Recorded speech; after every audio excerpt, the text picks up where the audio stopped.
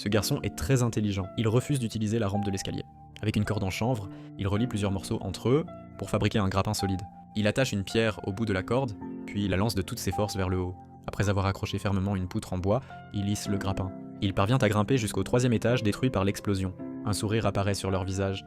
Ici, c'est sûr. Il y a même un robinet avec de l'eau. Il range soigneusement ses affaires. Cet endroit devient sa nouvelle maison. Cela apaise un peu leurs nerfs tendus. Il découvre un étroit conduit de ventilation. À travers lui, il peut voir le monde hors de la zone isolée. Là-bas, les gens vivent comme au paradis.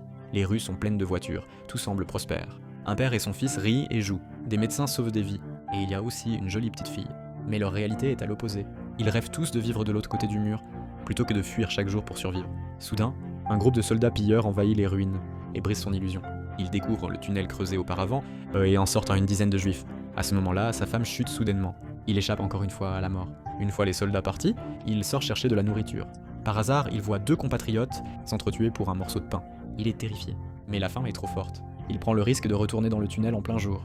Là, il trouve une grande quantité de nourriture et peut même prendre une bonne douche. Le lendemain, les Allemands font exploser le tunnel avec des bombes.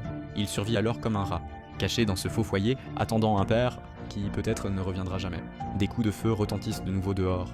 2 résistants sont acculés dans un coin par les soldats. Sans pitié, ils ouvrent le feu et en blessent un. Au moment où la vie et la mort se jouent, il sort le pistolet laissé par son père et décide enfin d'agir.